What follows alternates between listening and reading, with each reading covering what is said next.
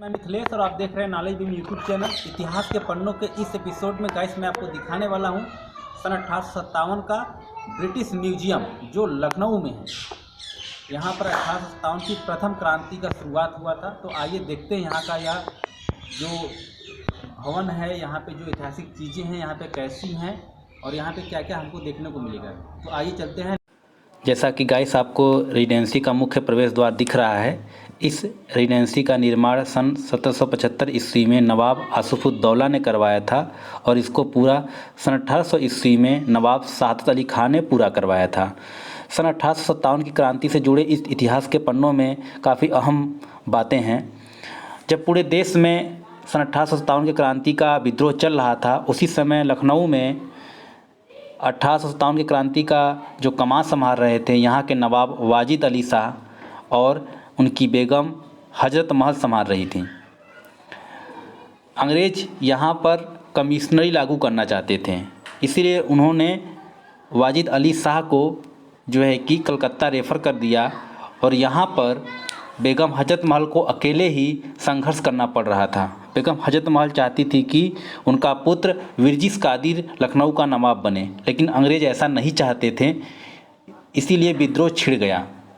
फलस्वरूप अंग्रेज असफल हुए और इन्होंने भाग के इसी रेजिडेंसी में शरण ली और क्रांतिकारियों ने इस रेजिडेंसी को चारों तरफ से घेर लिया। अब वे अंग्रेज चाहते थे कि कानपुर से, हेवलाक और आउटरम से मदद मिले, जिससे कि वह यहाँ से बाहर निकल सकें।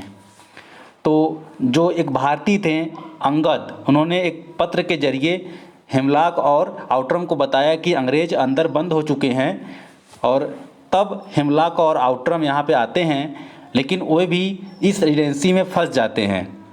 अब इसके पास कोई माध्यम नहीं था कि कैसे वो निकलें। चारों तरफ से गोलीबारी चल रही थी और फिर भी क्रांतिकारी डटे हुए थे। अब यह खबर पहुंचती है कैंपवेल के पास, तो कैंपवेल, हडसन और नील ये लोग लखनऊ के आलमबाग कोठी में आ जाते हैं, लेकिन इन्हें कैसे पता चले कि रेजिडेंसी का रास्ता कौन सा है जाने का, क्योंकि ये लोग कभी लखनऊ में ये सारी चीज़ें देखे नहीं थे। तो उन्होंने क्या किया, एक पत्र के जरिए भिजवाया कि मुझे यहाँ का मैप बताइए। तो आउटरम यहाँ के अधिकारी थे, इन्होंने क्या किया, एक मैप बनाया और उसको जो है कि कैंपवेल के पास पहुँचाने के लिए प्रयास किया। तो सबसे बड़ी जो समस्या थी कि इस पत्र को कौन पहुँचाएगा। तो अंग्रेज़ों के भारतीय गुप्तचर कनौजी लाल पे भरोसा किया जाता है, पर अंग्रेज चाहते थे कि कोई अंग्रेज पर्सन वहाँ पे जाए, इसलिए रेजिडेंसी के वॉलंटियर हेनरी थॉमस कैवलाक को भारतीय वेशभूषा पहनाकर कनौजी लाल के साथ रेजिडेंसी के वाटर गेट के रास्ते गोमती नदी पार करके ये लोग आलमबाग कोठी पहुँच जाते हैं और कैंपवेल को वो मैप वाला पत्र दे देते हैं।